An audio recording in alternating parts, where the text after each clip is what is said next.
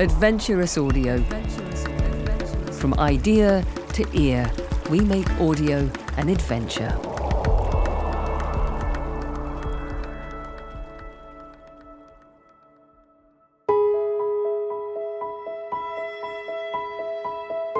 Sometimes you will just have a tiny fragment of a body, and the chances of you being able to get extensive information from it will be limited. So the more intact the body is, the more body parts we can find of that individual, the more likely we are to be able to say who we think they might have been. What is it that defines you as you? Is it your hair, your eyes, your teeth, or the ones you've lost and had filled? The shape of your legs, perhaps? What about scars or birthmarks? How many of those do you have? And what do they say about you? What would someone have to do in order to make you unrecognisable? Just how difficult is it to truly hide someone's identity, to make them disappear? This particular case was difficult for the police because the murderer had ensured that many items that could be used for identification had been removed. So a lot of the face had been removed, a lot of the teeth had been removed, a lot of identifying features on other body parts had been removed. For this series of Inside Forensic Science, we're looking at a shocking case from 90 years ago. While the details of the case may be grim, and just a word of warning, this series contains graphic descriptions and content you may find upsetting from the outset. Its scientific and investigative impact and legacy are huge. I'm Penny Stewart. This is Inside Forensic Science, Series 4, A Case of Stolen Identity. Episode 1, The Ravine. Our story starts on Sunday the 29th of September 1935 in Moffat in the Scottish Borders. It's a small borders town, mostly sheep farming round it. Janet Tildersley is a volunteer at Moffat Museum and curator of an exhibition about the case.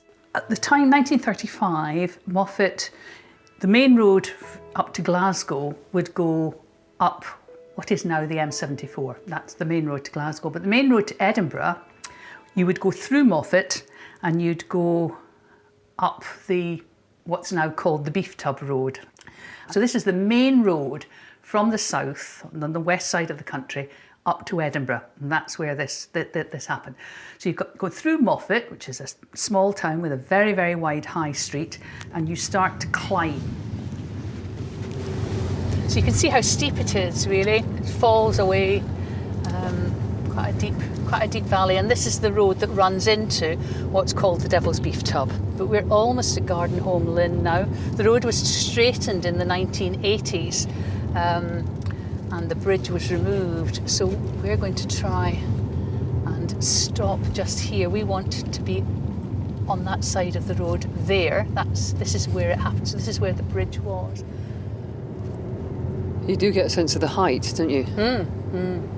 And it's not far from the town at all. No, it isn't, because the people who discovered it were staying at one of the hotels in the town, the one quite near the museum, and that's where they walked up here on a Sunday afternoon for their walk.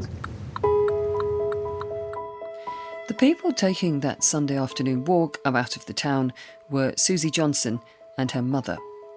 The Johnsons had come down to Moffat from Edinburgh on a short break with friends. I picture Susie and her mother climbing up out of the town, taking in the beauty of the rural borders in full autumn colour. It's a steep climb, so it makes sense that they'd pause for breath at the picturesque bridge at what's called Garden Home Lynn. Now, Lynn is a Scottish word for waterfall, and Moffat's right in the hills, so these lynns take a lot of water from the hills. So anyone who's lived in Moffat for any length of time knows that they go into spate and the spate dies down as quickly as it comes. And the Lynn had been in spate after a spell of recent rain, but by Sunday the 29th of September, it had died down again. So when Susie leant on the parapet and looked into the stream bed 40 feet below, the water levels were low enough for something to catch her eye. On looking over the bridge, I saw lying down in the gully what I thought was part of a human body. I returned to the hotel and informed my brother. The excerpts you'll hear in the series are taken from the later trial. When she told me what she had seen, I went to the ravine and about 10 yards from the bridge saw what appeared to be a human arm. I went down to the water's edge and found various parts of a human body wrapped in a newspaper and a sheet. I immediately went straight back and informed the police. The man at the police station that day was Sergeant Robert Sloane. He was the police sergeant in Moffat. So he lived in the police station, which is now Claudio's Italian restaurant in Moffat. And on the day that the body parts were first discovered, he was called on. And so he went from the police station along to Gardenholme Lynn on his bike.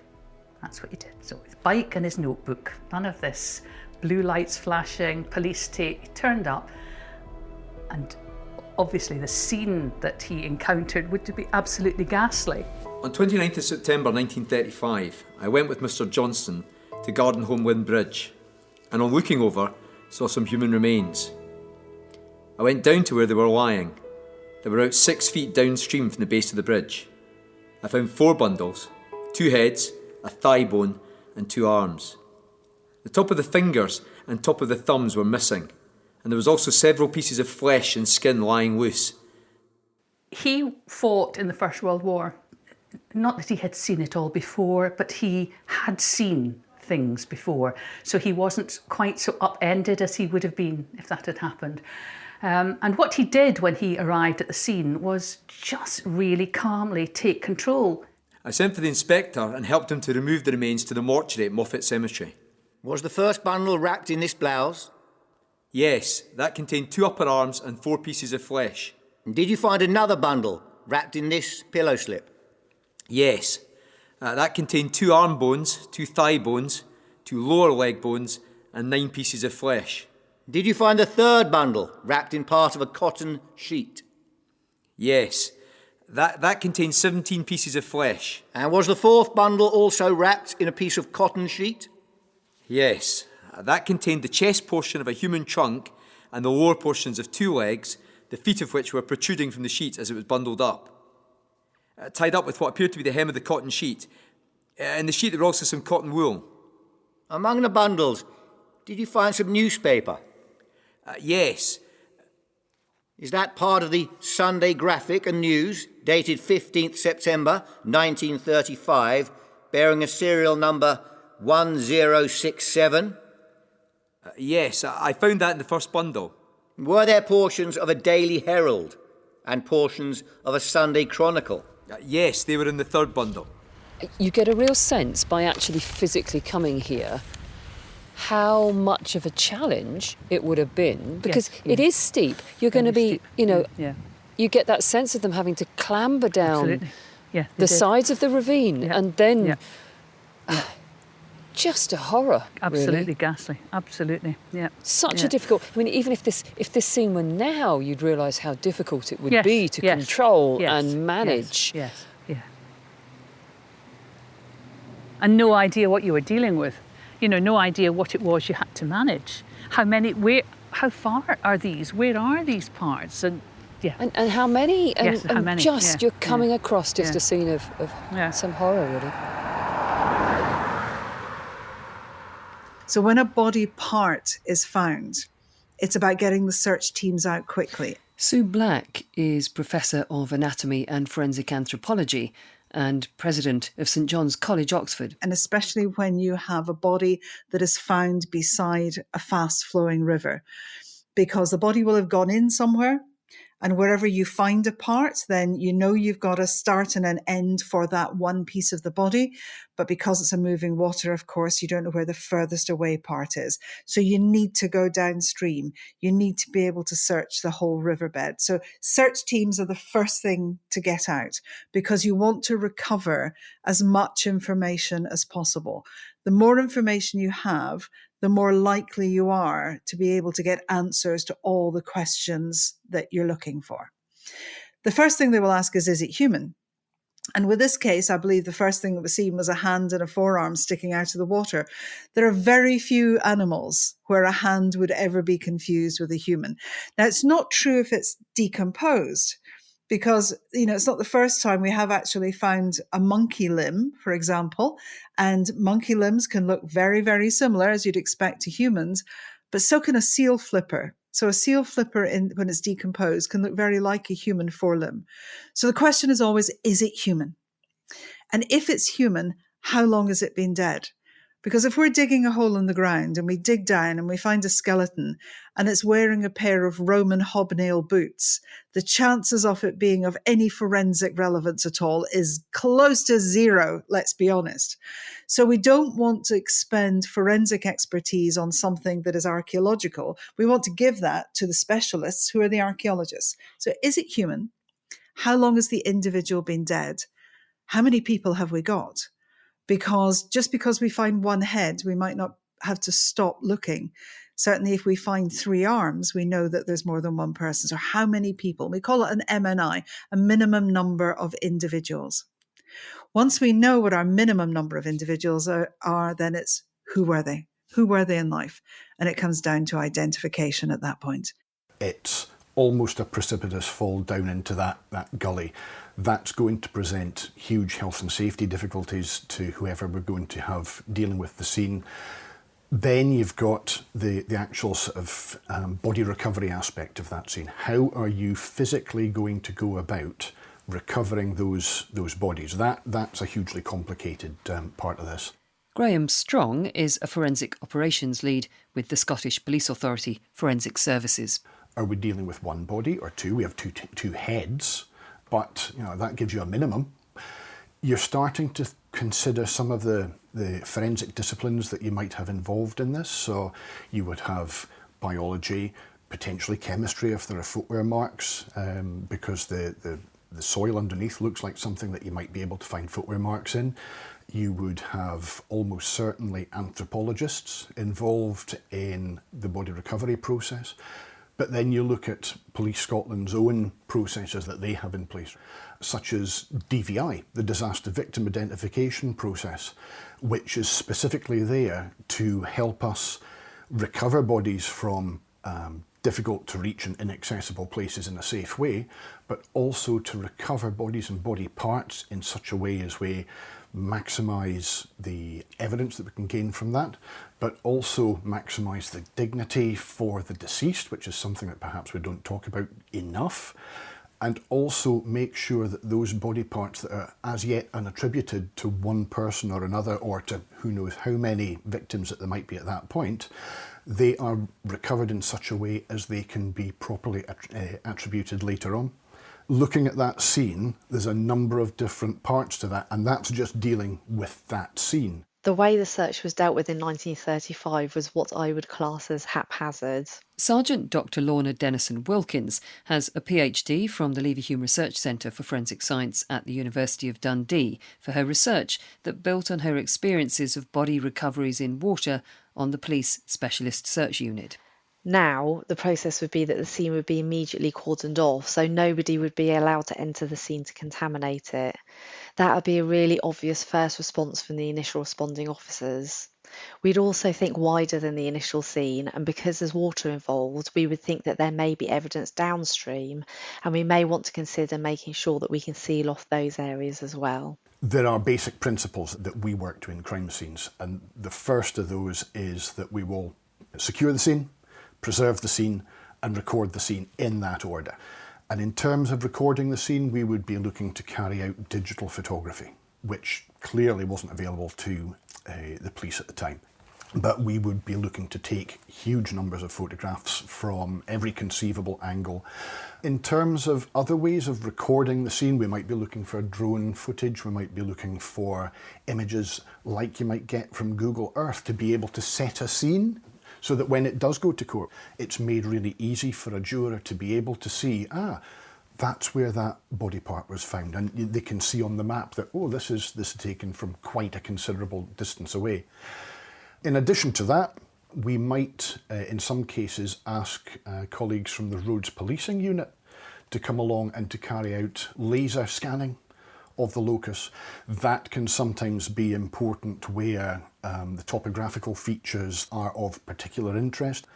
Lastly, I suppose, as an adjunct to the basic still photography, we'd be looking to take panographic 360-degree photography. Actually, through a collaboration with Leverhulme Research Centre for Forensic Science, it may be in the relatively near future that we are using the kit that we have to hand at the moment and using that to create virtual reality scenes and allow jurors or the court or an SIO or an expert who can't get to the scene immediately to be able to walk through that scene and to A, gain a greater understanding of that scene, or B, to point to areas for people who might not normally be asked to carry out sampling and say, I want this area sampled or that area sampled. Does all that need to happen before anyone goes in to recover more of the evidence? In terms of the scene, best practice would be maybe not all of the panographic images, maybe not all of the drone images, certainly not the mapping images at that point. That can come later. But in terms of the basic understanding of what's going on within the scene, the basic understanding of the scene itself, yes. We have a need for a sequential examination. We have a need for putting in a forensic strategy that's going to allow us to maximise everything that we do. How are we going to do that? And the only way in a scene like this that you've got any idea of how are we going to do that, who's going to do what first, is by taking those photographs and having a really good understanding of what's going on. So yeah, we would be looking to have those photographs and someone in the scene assessing what's there. The only time that we might not be asking for that to happen would be if there's an immediate threat of losing some of that evidence. So this is a fantastically complicated scene because it's in a stream. There's flowing water here. Yes. So presumably you're also going to be thinking, what's the water going to be doing? Are we due another downpour? Is it going to be in spate? Yeah, all of these things are going to come into play. To be fair, with any outdoor scene, the weather is going to be something that we are going to be looking at very carefully. It's all very well to sit there and take hours over a forensic strategy meeting, but if that forensic strategy meeting and the time you're taking actually results in the loss of evidence, then it's not done its job. And this, I suppose, is the problem that Sergeant Sloan and the inspector found themselves with. It's going to get dark. They don't have the ability to seal off a scene. They didn't have that ability, so they've done what they thought was best. They did what they did to recover the evidence, and as part of that, they've made sure that they've not lost anything. Sloan, along with Inspector Strath and two local doctors, Dr. Husky and Dr. Pringle, recovered what they could in the fading autumn light. By the following day, reports of the discovery were already appearing in the local press. Moffat mystery, mutilated bodies found in Lynn. Post-mortem today. Dumfriesshire police are investigating a gruesome discovery made yesterday by two women while walking at Gardenholme. On looking over a small bridge which spans the Lynn, the women's attention was attracted by an unusual object and they immediately notified the police. Two constables, accompanied by a doctor, proceeded to the Lynn and found the decomposed parts of two human bodies. The police last night were unable to suggest any explanation of how the bodies came to be at the Lynn. A post-mortem examination will be made today. Did you continue your search on the next day, 30th September, in the company with the inspector? Yes. We found a left forearm and hand on the embankment, about 5 feet from the edge of the bridge itself. A portion of a Daily Herald dated 7th of August was wrapped around it. There was a piece of flesh near the arm wrapped in a Daily Herald of 5th of August. A short distance away I found a left thigh amongst some cut branches, unwrapped. And 10 feet further down the embankment I found a bundle wrapped in a cotton sheet, which I did not take possession of. The other articles that I found were taken possession of by Inspector Strath. Was one of the heads you found on 29th September wrapped in a child's woolen rompers? Yes. There was also some cotton wool wrapping the head Yes, and a piece of the Daily Herald, dated 6th of August. Sergeant Sloane may not have had access to contemporary forensic tools and techniques, but his instinct as to what might be important evidence at the scene was impressive. So pop the knowledge of those woolen rompers, the cotton sheet and the newspapers in your evidence bag, because they're going to be important when the investigation draws on scientific expertise to help them handle the case. Back in 1935, Sergeant Robert Sloane didn't have VR, drones or sophisticated photography. What he had was his notebook and a pencil. And during the course of his recovering those many body parts, he made comprehensive notes and drawings. He was able to make a hugely detailed map of exactly what was around, measurements, where things were found. And I think even looking at this drawing, and we'll put a link to this in the podcast show notes if you want to go and have a look at it, it actually says an awful lot about Sloane. Yes. That the detail that he has done on this drawing with a scale and exact details of what was found where. So it says head wrapped in child woolen romper and piece of cotton wool and tied with piece of white twine, in brackets, partly in water. And then another bundle wrapped in blouse and pieces of paper contains 2 upper arms and 4 pieces of flesh, in brackets, partly in water and on stones. And it goes on, so much detail. And I think you get a sense of the man simply by looking at this. Absolutely, and he would have had, at that time, there would have been no forensic training. There would have been, this was so out of the ordinary for him. No one could have trained him to do that. What he did came, I think, entirely naturally to him. And as you say, says more about the man than anything else. Sloane's drawings and the initial examinations of the bodies only documented the body parts which were recovered from the Gardenholme Lynn Ravine. But body parts continued to be discovered several days, even weeks later, over an extensive area. George Lammy.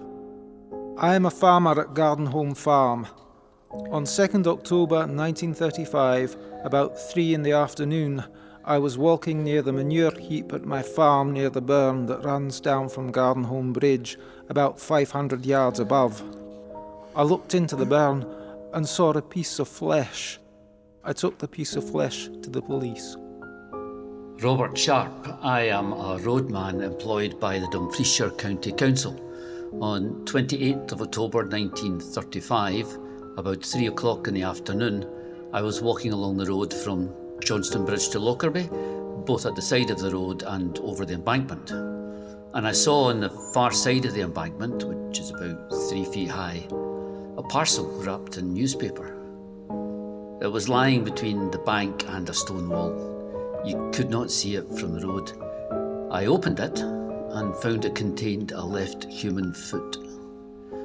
I informed the police and handed it over to Constable Smith. Jen Gwendolyn Halliday. I am a maidservant and reside in Moffat. On the 4th of November 1935, I was walking along the Moffat-Edinburgh Road on the south side of Gardenholme Lynn, and I saw a human hand and arm lying on the grass about 2 or 3 yards from the main road. There had been a terrible storm the night before, and wind and rain, and I suppose the bracken had been blown away from the side, which left the arm quite bare. I told the police, and Constable Fairweather came and took possession of the arm.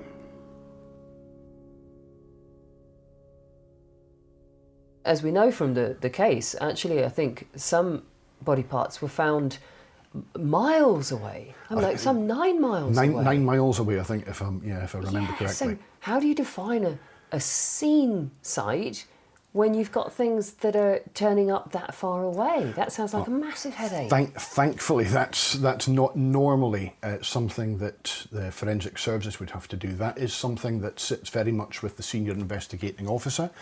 They will take advice and guidance from us, but the senior investigating officer will rely and lean very heavily on the police search advisor, the POLSA. In tandem with the crime scene manager and the investigating officer, you'd write a search strategy. That strategy will detail what you're searching for, the parameters of your search, your scene size, and what assets you're going to use. That search team will then identify further points for the forensic team to go and examine. We can't examine a 9-mile or 9-kilometre scene. That's not possible. So what we're relying on very much is police to use their assets to identify points of interest for us to go and have a look at. We'd use police officers who are search trained who can enter the water. Here, they would do a wading search, so that would be in dry suits, and they would enter the water and do a fingertip search of that area underwater. If the water was too deep for them to be able to do that, police divers would dive in that water. So we would use what we call subsurface police search water assets. We might also use our drowned victim detection dogs that can detect human remains in water. And then, on the land at the banks either side, we would use licensed search officers under the control of a police search advisor. These search officers would fingertip search the sections at that scene. The undergrowth would be cut back and everything would be done with a fingertip search, shoulder to shoulder, with no stone left unturned, in a really systematic and thorough way.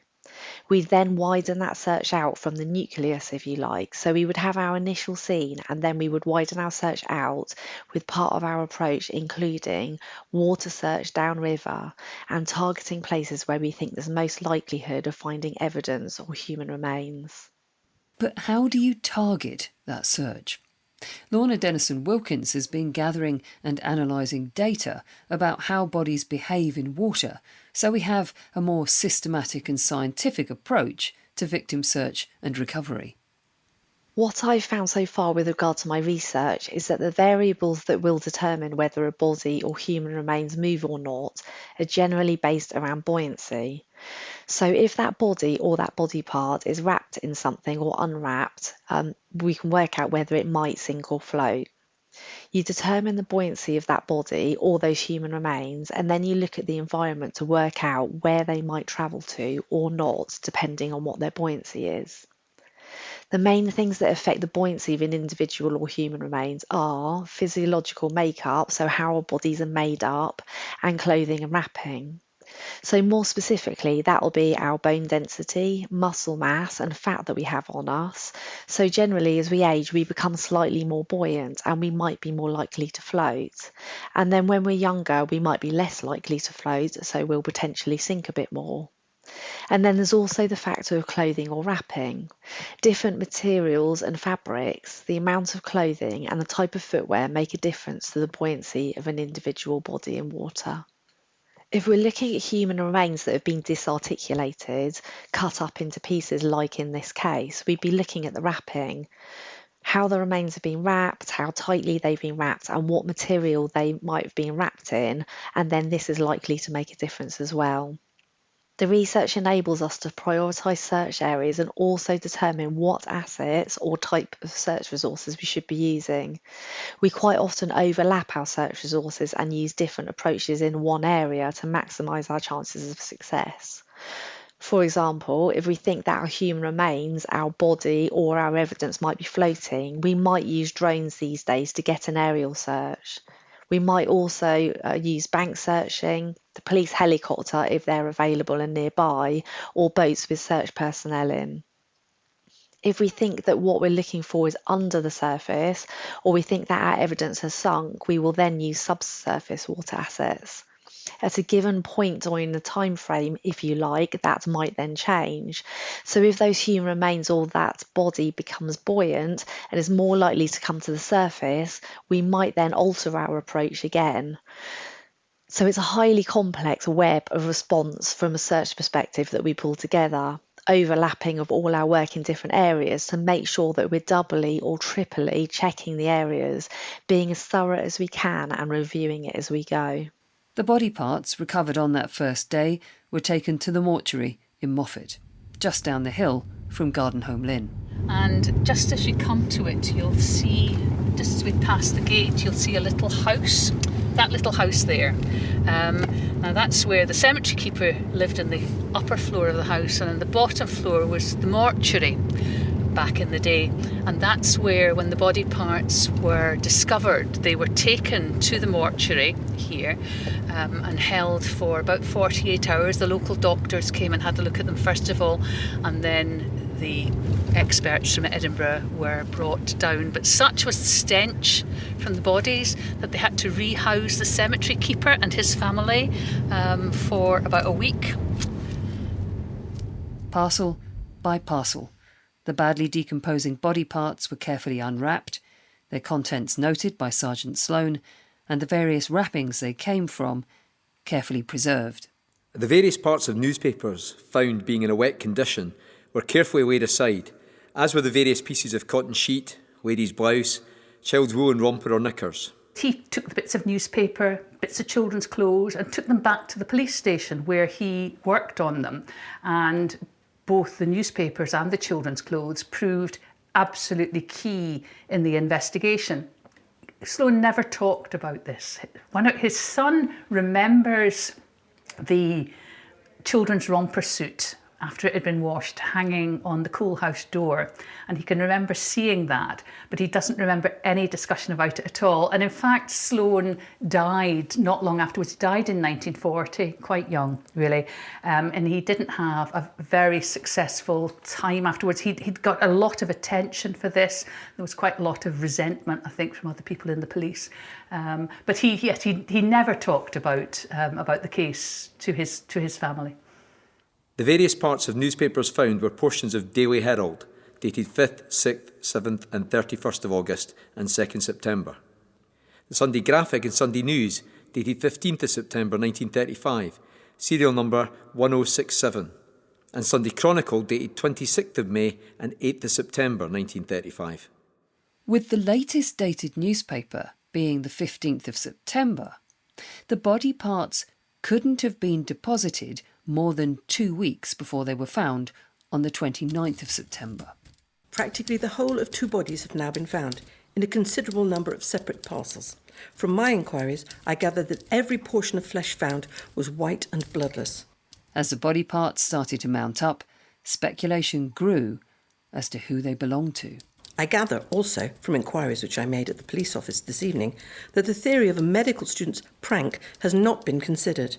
It would be, in any case, not very easy for medical students to rob the dissecting room, even in the very unlikely event of the wish to do so. Last night they definitely established that the victims of the tragedy were an adult man and an adult woman. The body of the woman was complete, with the exception of the right forearm and hand. In the case of the man, the trunk, both feet and the upper arm are missing. The Dumfries police held a conference with important officials at the scene of the discovery, and the general theory is that the two had been murdered and the bodies cut up.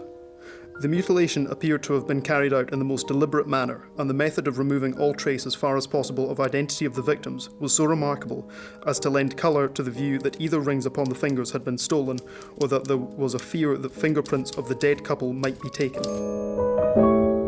It was becoming clear.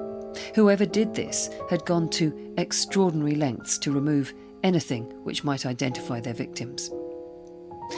Coming up in the next episode of Inside Forensic Science, a case of stolen identity. Because he had anatomical experience, he jointed the body. He didn't cut it up into pieces, he jointed it like you would a chicken. And that comes with experience. This is somebody who is dismembering exactly the same way that I would do it as an anatomist or a surgeon. Who were the mysterious bodies in the ravine? How long had they been there? Who murdered and dismembered them? And why?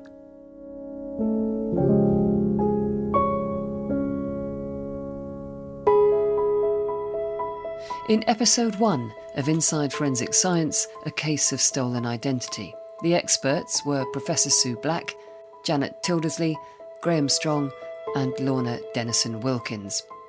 The actors were Yana Miller, Neil Wallace, Alan Richardson, Jake Lee, Sam Young, Chris Dolan, Chris Young, Pam McIntosh and Mary Hemsworth.